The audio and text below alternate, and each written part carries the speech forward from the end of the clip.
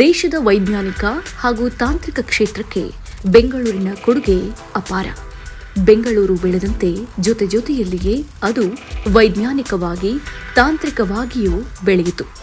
ಉದ್ಯಾನ ನಗರಿ ನೋಡುತ್ತಿದ್ದ ಹಾಗೆ ವೈಜ್ಞಾನಿಕತೆಯನ್ನು ತನ್ನೊಳಗೆ ಆವರಿಸಿಕೊಂಡಿದ್ದು ಎಲ್ಲರಿಗೂ ತಿಳಿದೇ ಇದೆ. ಸೈನ್ಸ್ ಆ್ಯಂಡ್ ಟೆಕ್ನಾಲಜಿ ಈ ಊರಿನ ಜೀವಾಳ. ಇದೇ ಕಾರಣಕ್ಕೆ ಬೆಂಗಳೂರು ಜಾಗತಿಕ ಮಟ್ಟದಲ್ಲಿ ಎಲ್ಲರನ್ನೂ ಸೆಳೆಯುತ್ತಿದೆ. ವಿಜ್ಞಾನ ಹಾಗೂ ತಂತ್ರಜ್ಞಾನ ಕ್ಷೇತ್ರದ ಬೆಳವಣಿಗೆ ನಿತ್ಯ ನೂತನ.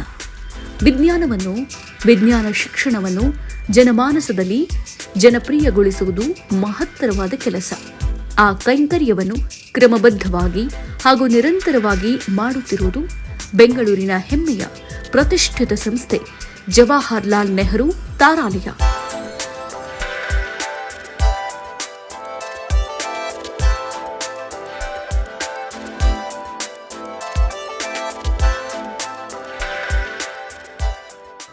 ಈ ಸಂಸ್ಥೆ ಖಗೋಳ ವಿಜ್ಞಾನ ಹಾಗೂ ಅಂತರಿಕ್ಷಕ್ಕೆ ಸಂಬಂಧಿಸಿದ ವಿಷಯಗಳನ್ನು ಜನಪ್ರಿಯಗೊಳಿಸುವುದಕ್ಕೆ ಸಂಬಂಧಿಸಿದಂತೆ 1989ರಿಂದಲೂ ಶ್ರಮಿಸ್ತಾ ಇದೆ. ಈ ಒಂದು ಸಂಸ್ಥೆಯ ಉದ್ದೇಶ ಏನಪ್ಪ ಅಂದರೆ ಅಂತರಿಕ್ಷಯಾನ ಹಾಗೂ ಖಗೋಳ ವೀಕ್ಷಣೆಗೆ ಸಂಬಂಧಿಸಿದಂತಹ ವಿಷಯಗಳನ್ನು ಜನಸಾಮಾನ್ಯರಿಗೆ ಸುಲಭವಾದ ಭಾಷೆಯಲ್ಲಿ ಮನ ಮುಟ್ಟುವಂತೆ ತಿಳಿ ಹೇಳೋದು. 1989ರಲ್ಲಿ ಸ್ಥಾಪಿತವಾದ ಈ ಸಂಸ್ಥೆ ಖಗೋಳಶಾಸ್ತ್ರವನ್ನು ಹಾಗೂ ಅಂತರಿಕ್ಷವನ್ನು ಕುರಿತಂತೆ ಜನರಲ್ಲಿನ ಕೌತುಕವನ್ನು ತಣಿಸಿದೆ. ಖಗೋಳ ವಿದ್ಯಮಾನಗಳನ್ನು ಜನಸಾಮಾನ್ಯರು ತಿಳಿದುಕೊಳ್ಳುವಂತೆ ಸರಳಗೊಳಿಸಿದ ಹೆಗ್ಗಳಿಕೆ ಈ ಸಂಸ್ಥೆಯದ್ದು. ಇದರಲ್ಲಿ ಮುಖ್ಯವಾಗಿ ಏನಪ್ಪ ಅಂದರೆ ಈ ಒಂದು ಉದ್ದೇಶ ಸಾಧನೆಗೋಸ್ಕರ ನಮ್ಮಲ್ಲಿ ಒಂದು ಅಂತರಿಕ್ಷ ಮಂದಿರ ಅಥವಾ ಸ್ಕೈ ಥಿಯೇಟರ್ ಅಂತ ಹೇಳಿದೆ, ಆಕಾಶ ಮಂದಿರ ಅಂತಲೂ ಹೇಳ್ಬೋದು. ಈ ಆಕಾಶ ಮಂದಿರದಲ್ಲಿ ಸುಮಾರು 210 ಜನ ಕುಳಿತುಕೋಬೋದು. ಇಲ್ಲಿ ಕುಳಿತುಕೊಂಡು ರಾತ್ರಿಯ ಆಗಸವನ್ನು ಒಂದು ಗೋಳದ ಮೇಲೆ ಬಿಂಬಿಸಲಾಗುತ್ತೆ, ಪ್ರೊಜೆಕ್ಟ್ ಮಾಡಲಾಗುತ್ತೆ. ಆ ಮೂಲಕ ಆಕಾಶಗಾಯಗಳು ನಮಗೆ ಯಾವ ರೀತಿ ಕಾಣಿಸುತ್ತವೆ, ಎಲ್ಲೆಲ್ಲಿ ಕಾಣಿಸುತ್ತವೆ, ಹೇಗಿವೆ ಅವುಗಳ ಸ್ವರೂಪ ಏನು, ಅವುಗಳ ಪ್ರಾಮುಖ್ಯ ಏನು, ಅವುಗಳ ಮಹತ್ವ ಏನು, ಇದನ್ನೆಲ್ಲ ಬಹಳ ಚೆನ್ನಾಗಿ ಮನಸ್ಸಿಗೆ ಮುಟ್ಟುವ ರೀತಿಯಲ್ಲಿ ಪ್ರೇಕ್ಷಕರು ಅರ್ಥ ಮಾಡಿಕೊಳ್ಳಬಹುದು.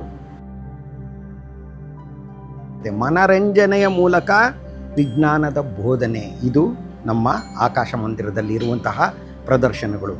ಜೊತೆಗೆ ಕಮ್ಮಟಗಳಿರುತ್ತೆ. ವಿದ್ಯಾರ್ಥಿಗಳಿಂದ ವಿಜ್ಞಾನ ಪ್ರದರ್ಶನ, ಸೈನ್ಸ್ ಇನ್ ಆ್ಯಕ್ಷನ್ ಅನ್ನೋದು ಮಕ್ಕಳ ಕೈಯಲ್ಲೇ ಪ್ರಯೋಗವನ್ನು ಮಾಡಿಸುವಂತಹ ಕಾರ್ಯಕ್ರಮವೂ ಇದೆ. ಜೊತೆಗೆ ತಾರಾಲಯ ಪ್ರವಾಸ ಅನ್ನುವಂತಹ ಮತ್ತೊಂದು ಕಾರ್ಯಕ್ರಮದ ಮೂಲಕ ಗ್ರಾಮೀಣ ಭಾಗದಲ್ಲಿರುವಂತಹ ವಿದ್ಯಾರ್ಥಿಗಳಿಗೆ ಈ ಜವಾಹರಲಾಲ್ ನೆಹರು ತಾರಾಲಯವನ್ನು ಸಂದರ್ಶಿಸಿ ಇಲ್ಲಿನ ಕಾರ್ಯಕ್ರಮಗಳನ್ನು ಸವಿಯುವಂತಹ ಒಂದು ಅವಕಾಶವನ್ನು ನೀಡ್ತಾ ಇದ್ದೀವಿ.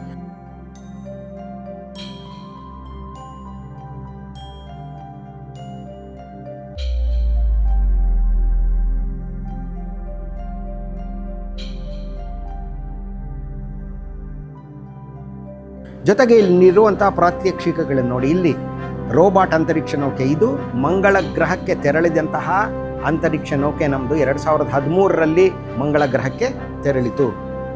ಅಲ್ಲಿ 7.5 ವರ್ಷಗಳ ಕಾಲ ಇದು ಕಾರ್ಯನಿರ್ವಹಿಸಿ ಭಾರತದ ತಾಂತ್ರಿಕ ಸಾಮರ್ಥ್ಯ ಎಂಥದ್ದು ಅನ್ನೋದನ್ನು ಇಡೀ ಜಗತ್ತಿಗೆ ಮನದಟ್ಟು ಮಾಡಿಕೊಟ್ಟಿತು. ಇದನ್ನೆಲ್ಲ ಸಾರುವಂತಹ ಅನೇಕ ಮಾಹಿತಿಗಳನ್ನು ಈ ಮಾದರಿ ಜೊತೆನೆ ನಾವು ಪ್ರದರ್ಶಿಸಿದ್ದೀವಿ.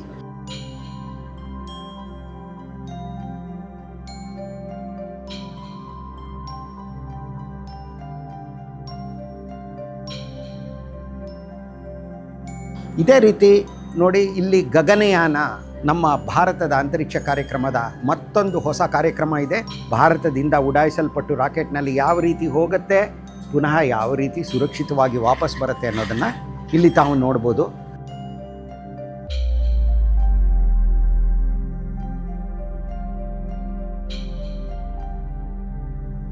ಅದೇ ರೀತಿ ಇನ್ನೂ ಅನೇಕ ನೋಡಿ, ಗಗನಯಾನದ ಬಗ್ಗೆ ಮತ್ತೊಂದು ಮಾಹಿತಿಯ ಮೂಲ ಇಲ್ಲಿದೆ. 4 ಗಗನಯಾತ್ರಿಗಳನ್ನು ಯಾವ ರೀತಿ ನಾವು ಆಯ್ಕೆ ಮಾಡಿದ್ದೀವಿ, ಅವರು ಯಾವ ತರಬೇತಿಗಳಿಗೆ ಒಳಗಾಗಿದ್ದಾರೆ, ಗಗನಯಾತ್ರಿಗಳು ಅಂದರೆ ಏನು, ಗಗನಯಾನ ಮಾಡಬೇಕಾದ್ರೆ, ಅಂತರಿಕ್ಷಯಾನ ಮಾಡಬೇಕಾದ್ರೆ ಯಾವ ಬಗೆಯ ತರಬೇತಿಯನ್ನು ಹೊಂದಿರಬೇಕು, ಅವರಿಗೆ ಬೇಕಾದಂತಹ ಪರಿಕರಗಳು ಯಾವುವು? ಅವರು ಸುರಕ್ಷಿತವಾದ ಮಟ್ಟದಲ್ಲಿ ತಮ್ಮ ದೈಹಿಕ ಹಾಗೂ ಮಾನಸಿಕ ಆರೋಗ್ಯವನ್ನು ಕಾಪಾಡಿಕೊಂಡಿರಬೇಕು. ಈ ರೀತಿ ನೋಡಿ, ಇದು ಒಂದು ಬ್ಲ್ಯಾಕ್ ಹೋಲ್ ಅಂತ ಹೇಳ್ತೀವಲ್ಲ, ಕಪ್ಪು ರಂಧ್ರ ಅಂತ, ಅದಕ್ಕೆ ಸಂಬಂಧಿಸಿದ ಒಂದು ಮಾದರಿ. ಈ ರೀತಿ ಅನೇಕ ಮಾದರಿಗಳಿದೆ. ಅಲ್ಲಿ ನೋಡಿ, 2023 ಆಗಸ್ಟ್ 23 ಸಂಜೆ 6:03 ಚಂದ್ರನ ಮೇಲೆ ಜಯಭೇರಿ ಬಾರಿಸಿದಂತಹ, ಅಂದರೆ ಚಂದ್ರನ ದಕ್ಷಿಣ ಧ್ರುವ ಪ್ರದೇಶದಲ್ಲಿ ಸುರಕ್ಷಿತವಾಗಿ ಇಳಿದು ಅಂತಹ ಕಷ್ಟಕರವಾದ ಪ್ರದೇಶದಲ್ಲಿ ಇಳಿದ ಮೊದಲ ರಾಷ್ಟ್ರ ಎಂಬ ಹೆಗ್ಗಳಿಕೆ ಭಾರತಕ್ಕೆ ದೊರಕುವಂತೆ ಮಾಡಿದ ಚಂದ್ರಯಾನ 3 ನೌಕೆ ಇದು.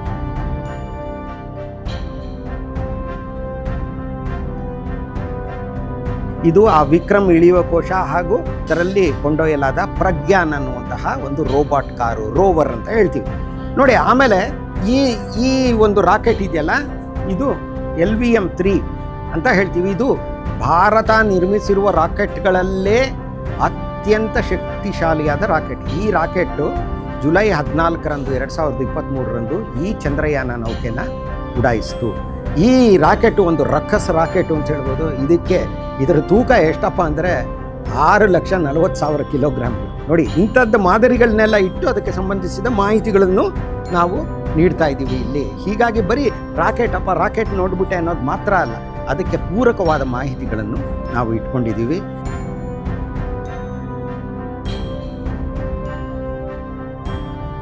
ಇವಾಗ ನೋಡಿ, ಇದು ಚಂದ್ರಯಾನ 3 ನೌಕೆ ಯಾವ ರೀತಿ ಭೂಮಿಯಿಂದ ಉಡಾಯಿಸಲ್ಪಟ್ಟಿತು ನೋಡಿ. ಇದು ಭೂಮಿಯ ಮಾದರಿ ಇದೆ, ಯಾವ ರೀತಿ ಉಡಾಯಿಸಲ್ಪಟ್ಟಿತು, ಭೂಮಿಯಿಂದ ಅದು ಯಾವ ರೀತಿ ಭೂಮಿಯನ್ನು ಸುತ್ತುತ್ತಾ ಇತ್ತು. ಮೊದಲಿಗೆ ಭೂಮಿಯನ್ನು ಸುತ್ತಿ ಅನೇಕ ಬಾರಿ ಅದು ಚಂದ್ರನತ್ತ ಹೋಯಿತು. ಆಮೇಲೆ ಚಂದ್ರನನ್ನು ಸುತ್ತುವುದಕ್ಕೆ ಪ್ರಾರಂಭ ಮಾಡಿ ಅಂತಿಮವಾಗಿ ಚಂದ್ರನ ಮೇಲೆ ಇಳಿಯಿತು. ಇದರ ಪಥ ಏನಿದೆಯೋ ಇದನ್ನು ತೋರಿಸಿದ್ದೀವಿ. ಈ ರೀತಿ ಅನೇಕ ಪ್ರಾತ್ಯಕ್ಷಿಕೆಗಳ ಮೂಲಕ ಜನರಲ್ಲಿ ವಿಜ್ಞಾನದ ಬಗ್ಗೆ ಜಾಗೃತಿಯನ್ನು ಉಂಟು ಮಾಡ್ತಾ ಇದ್ದೀವಿ ನಾವು. ಇದರಲ್ಲದೆ ತಾರಾಲಯದಲ್ಲಿ ನಡೀತಾ ಇರೋ ಇನ್ನೊಂದು ಕಾರ್ಯಕ್ರಮ ಏನಪ್ಪ ಅಂದರೆ ಅನೌಪಚಾರಿಕ ವಿಜ್ಞಾನ ಶಿಕ್ಷಣ. ವಿವಿಧ ಹಂತಗಳಲ್ಲಿ, ಪ್ರಾಥಮಿಕ ಹಂತಗಳಲ್ಲಿ ಪುಟ್ಟ ಮಕ್ಕಳಿಗೆ, ಆಮೇಲೆ ಪ್ರೌಢಶಾಲೆಯ ಮಕ್ಕಳಿಗೆ ಹಾಗೂ ವಿಶ್ವವಿದ್ಯಾನಿಲಯದಲ್ಲಿ ಕಲಿಯುತ್ತಿರುವಂತಹ ವಿದ್ಯಾರ್ಥಿಗಳು ಸಂಶೋಧನೆಯ ಬಗ್ಗೆ ಗಮನ ಹರಿಸಬೇಕು. ಮೂಲಭೂತ ವಿಷಯಗಳ ಬಗ್ಗೆ ಗಮನ ಹರಿಸಿ ಅಲ್ಲಿ ಸಂಶೋಧನೆಯತ್ತ ಸಾಗಬೇಕು. ಈ ಒಂದು ನಿಟ್ಟಿನಲ್ಲೂ ಕೂಡ ನಾವು ಅನೌಪಚಾರಿಕ ವಿಜ್ಞಾನ ಶಿಕ್ಷಣವನ್ನು ನೀಡೋದರಲ್ಲಿ ಕಾರ್ಯಪ್ರವೃತ್ತರಾಗಿದ್ದೀವಿ ಹಾಗೂ ಸಾಕಷ್ಟು ಆಸಕ್ತಿಯಿಂದ ಈ ಕಾರ್ಯಕ್ರಮಗಳನ್ನು ನಡೆಸ್ತಾ ಇದ್ದೀವಿ. ಹೀಗಾಗಿ ಜವಾಹರ್ಲಾಲ್ ನೆಹರು ತಾರಾಲಯ ಒಂದು ಅನನ್ಯವಾದ ಸಂಸ್ಥೆ. ವಿಜ್ಞಾನವನ್ನು ಜನಪ್ರಿಯಗೊಳಿಸುವುದಕ್ಕೆ ಸಂಬಂಧಿಸಿದಂತೆ ಹಾಗೂ ವೈಜ್ಞಾನಿಕ ಮನೋಭಾವನ ಜನತೆಯಲ್ಲಿ ಮೂಡಿಸುವುದಕ್ಕೆ ಸಂಬಂಧಿಸಿದಂತೆ ಅಂತ ಹೇಳೋದಕ್ಕೆ ಯಾವುದೇ ಒಂದು ಸಂಕೋಚ ಪಡೋ ಅಗತ್ಯ ಇಲ್ಲ. 4 ಲಕ್ಷ ಜನ ಪ್ರತಿ ವರ್ಷ ಇಲ್ಲಿಗೆ ಬಂದು, ಇದರಲ್ಲಿ ಬಹುತೇಕರು ವಿದ್ಯಾರ್ಥಿಗಳು ಇಲ್ಲಿ ಬಂದು ಇಲ್ಲಿರುವಂತಹ ಕಾರ್ಯಕ್ರಮಗಳನ್ನು ಬಹಳ ಆಸ್ವಾದಿಸಿ ಇದರಿಂದ ವಿಜ್ಞಾನದ ಬಗ್ಗೆ ಮತ್ತಷ್ಟು ಆಸಕ್ತಿಯನ್ನು ತಳೀತಾ ಇದ್ದಾರೆ ಅನ್ನೋದು ಈ ಸಂಸ್ಥೆಯ ಪ್ರಾಮುಖ್ಯವನ್ನು, ಮಹತ್ವವನ್ನು ಖಂಡಿತ ಇದು ಹೊರ ಜಗತ್ತಿಗೆ ಪರಿಚಯಿಸ್ತಾ ಇದೆ ಸಮರ್ಥವಾಗಿ. ಇದು ಬಹಳ ಮುಖ್ಯ. ಕರ್ನಾಟಕ ಸರ್ಕಾರವು ಈ ಸಂಸ್ಥೆಗೆ ನಿರಂತರ ಬೆಂಬಲವನ್ನು ನೀಡುತ್ತಾ ಬಂದಿದೆ. ಪ್ರಸ್ತುತ ವಿಜ್ಞಾನ ಮತ್ತು ತಂತ್ರಜ್ಞಾನ ಸಚಿವರಾಗಿರುವ ಶ್ರೀ NS ಬೋಸರಾಜುರವರು ವಿಜ್ಞಾನದ ಜ್ಞಾನವೊಂದೇ ದೇಶವನ್ನು ಪ್ರಗತಿಯ ಪಥದತ್ತ ಕೊಂಡೊಯ್ಯಬಲ್ಲದು ಅನ್ನುವ ಪರಮ ಸತ್ಯವನ್ನ ಅರಿತಿದ್ದಾರೆ. ಹೀಗಾಗಿಯೇ ವಿಜ್ಞಾನ ಅನ್ನೋ ಕಬ್ಬಿಣದ ಕಡಲೆಯನ್ನ ಸರಳೀಕೃತಗೊಳಿಸಿ ಎಲ್ಲಾ ವರ್ಗದ ಸಾಮಾನ್ಯ ಜನರಿಗೆ ಅದರ ಮಹತ್ವ ತಿಳಿಸಬೇಕೆಂಬ ಹೆಬ್ಬಯಕೆಯಲ್ಲಿ ಹಲವಾರು ರೀತಿಯ ಯೋಜನೆಗಳನ್ನು ರೂಪಿಸಿದ್ದಾರೆ. ಜವಾಹರ್ಲಾಲ್ ನೆಹರು ತಾರಾಲಯ ಭಾರತ ಪ್ರಮುಖ ತಾರಾಲಯಗಳಲ್ಲಿ ಅತ್ಯಂತ ವಿಶೇಷವಾದ ಸ್ಥಾನವನ್ನು ಹೊಂದಿದೆ. ಕಳೆದ 3 ದಶಕಗಳಿಂದ ವಿಜ್ಞಾನ ಕ್ಷೇತ್ರಗಳಲ್ಲಿ ಈ ಸಂಸ್ಥೆ ಮಾಡಿರುವ ಸಾಧನ ಶ್ಲಾಘನೀಯ. ವೈಜ್ಞಾನಿಕತೆಯನ್ನು ಜನರ ಕುತೂಹಲದೊಂದಿಗೆ ಬೆರೆಸಿ ಜನಪ್ರಿಯಗೊಳಿಸುವ ಕಾರ್ಯಕ್ರಮದಲ್ಲಿ ಈ ಸಂಸ್ಥೆ ನಿರಂತರವಾಗಿ ವಿಜ್ಞಾನವನ್ನು ಜನರಿಗೆ ತಲುಪಿಸುವುದರಲ್ಲಿ ಜೊತೆಗೆ ವೈಜ್ಞಾನಿಕ ಮನೋಭಾವನವನ್ನು ಜನಸಾಮಾನ್ಯರಿಗೆ ನೀಡುವುದು ಈ ಸಂಸ್ಥೆ ಮುಖ್ಯ ಧ್ಯೇಯವಾಗಿದೆ. 1989ರಲ್ಲಿ ಸ್ಥಾಪಿತವಾದ ಈ ಸಂಸ್ಥೆ ಜನರಲ್ಲಿನ ಬಾಹ್ಯಾಕಾಶದ ಕುತೂಹಲವನ್ನು ಹೆಚ್ಚಿಸಿದೆ. ನಮ್ಮ ವಿಜ್ಞಾನ ಮತ್ತು ತಂತ್ರಜ್ಞಾನ ಇಲಾಖೆ, ಕರ್ನಾಟಕ ಸರ್ಕಾರ ಈ ಸಂಸ್ಥೆಗೆ ನಿರಂತರವಾಗಿ ಬೆಂಬಲವನ್ನು ನೀಡುತ್ತಾ ಬಂದಿದೆ. ಸರ್ಕಾರ ಮುಂದಿನ ಅನೇಕ ದಶಕಗಳ ಮುನ್ನೋಟವನ್ನ ಹೊಂದಿದ್ದು ಆ ದೃಷ್ಟಿಯಿಂದ ಈ ವಿನೂತನ ಕಟ್ಟಡ ನಿರ್ಮಾಣ ಮಾಡಿದೆ. ಇದಕ್ಕೆ ಅಂತಾರಾಷ್ಟ್ರೀಯ ಖ್ಯಾತಿಯ ವಿಜ್ಞಾನಿಯಾದ ಹಾಗೂ ಜವಾಹರ್ಲಾಲ್ ನೆಹರು ತಾರಾಲಯವನ್ನು ನಿರ್ವಹಿಸುತ್ತಿರುವ ಬೇಸ್ ಸಂಸ್ಥೆಯ ಆಡಳಿತ ಮಂಡಳಿಯ ನೇತೃತ್ವವನ್ನು ಬಹುಕಾಲ ವಹಿಸಿದ್ದ ಪ್ರೊಫೆಸರ್ ಯು.ಆರ್. ರಾವ್ ಅವರ ಹೆಸರನ್ನ ಇಡಲಾಗಿದೆ. ಸುಮಾರು 600 ಜನ ಕುಳಿತುಕೊಳ್ಳಬಹುದಾದ ಹಾಗೂ ಪ್ರಖ್ಯಾತ ಖಗೋಳಶಾಸ್ತ್ರಜ್ಞ ಹಾಗೂ ಜವಾಹರ್ಲಾಲ್ ನೆಹರು ತಾರಾಲಯದ ಸ್ಥಾಪಕ ನಿರ್ದೇಶಕರಾಗಿದ್ದ ಪ್ರೊಫೆಸರ್ ಸಿ.ವಿ. ವಿಶ್ವೇಶ್ವರ ಅವರ ಹೆಸರಿನ ಸಭಾಂಗಣ ಅಂದರೆ ಆಡಿಟೋರಿಯಂ, 50 ಜನ ಕುಳಿತುಕೊಳ್ಳಬಹುದಾದ 4 ಉಪನ್ಯಾಸ ಕೊಠಡಿಗಳು, 100 ಜನ ಕುಳಿತುಕೊಳ್ಳಬಹುದಾದ 1 ಸುಸಜ್ಜಿತ ಉಪನ್ಯಾಸ ಕೊಠಡಿ, ವಿದ್ಯಾರ್ಥಿಗಳು ಪ್ರಯೋಗಗಳನ್ನು ಹಾಗೂ ಇತರ ಚಟುವಟಿಕೆಗಳನ್ನು ನಡೆಸಲು ಅಗತ್ಯವಾದ ಒಂದು ದೊಡ್ಡ ವಿಶಾಲವಾದ ಕೋಣೆ, ದೊಡ್ಡ ದೂರದರ್ಶಕವನ್ನು ಅಳವಡಿಸಬಹುದಾದ ವೀಕ್ಷಣಾಲಯ ಇವು ಈ ಕಟ್ಟಡದಲ್ಲಿನ ಮುಖ್ಯ ಸೌಲಭ್ಯಗಳಾಗಿವೆ. ಬೆಂಗಳೂರಿನ ಜವಾಹರ್ಲಾಲ್ ನೆಹರು ತಾರಾಲಯವು ವಿಜ್ಞಾನವನ್ನು ಜನಪ್ರಿಯಗೊಳಿಸುವುದಕ್ಕೆ ಮತ್ತು ಅನೌಪಚಾರಿಕ ವಿಜ್ಞಾನ ಶಿಕ್ಷಣಕ್ಕೆ ಹೆಸರುವಾಸಿಯಾಗಿದೆ. ಜವಾಹರ್ಲಾಲ್ ನೆಹರು ತಾರಾಲಯದಲ್ಲಿ ಮುಂಚೆಯಿಂದಲೂ ಕೂಡ ಭಾರತದ ಇಸ್ರೋ ಸಂಸ್ಥೆಯ ವಿಜ್ಞಾನಿಗಳ ಒಂದು ಸಹಭಾಗಿತ್ವ ನಡೆದು ಬಂದಿದೆ. ಇಲ್ಲಿಯ ಒಂದು ಸ್ವಾಯತ್ತ ಸಂಸ್ಥೆಯ ಮೊದಲನೇ ಚೇರ್ಮನ್ ಆಗಿ ಉಡುಪಿ ರಾಮಚಂದ್ರ ರಾವ್ ಅವರು ಇಲ್ಲಿ ತಮ್ಮ ಕಾರ್ಯ ಶೈಲಿಯಿಂದ ಜವಾಹರ್ಲಾಲ್ ನೆಹರು ಪ್ಲಾನೆಟೇರಿಯಂಗೆ ಒಂದು ಒಳ್ಳೆಯ ರೂಪುರೇಷೆಯನ್ನು ಕೊಟ್ಟು ಇಲ್ಲಿ ಅನೌಪಚಾರಿಕ ವಿಜ್ಞಾನ ಶಿಕ್ಷಣಕ್ಕೆ ಒಂದು ತಳಹದಿಯನ್ನು ಹಾಕಿ ಕೊಟ್ಟಿದ್ದಾರೆ.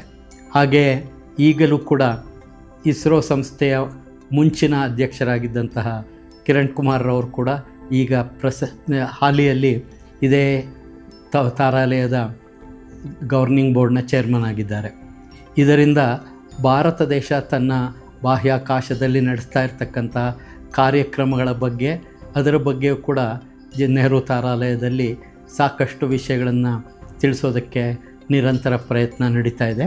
ಇದರಲ್ಲೂ ಕೂಡ ಗಗನಯಾನ ಬಗ್ಗೆ ಹಾಗೂ ಬೇರೆ ಬೇರೆ ಈ ಚಂದ್ರಯಾನದ ಬಗ್ಗೆ, ಮಂಗಳಯಾನದ ಬಗ್ಗೆ ಹೆಚ್ಚಿನ ಮಾಹಿತಿಯನ್ನು ತಾರಾಲಯದ ಮೂಲಕ ಕರ್ನಾಟಕದ ಜನತೆಗೆ ಹಾಗೂ ಇಲ್ಲಿ ಬರುವ ಎಲ್ಲ ವೀಕ್ಷಕರಿಗೆ ತಲುಪಿಸ್ತಾ ಇದೆ.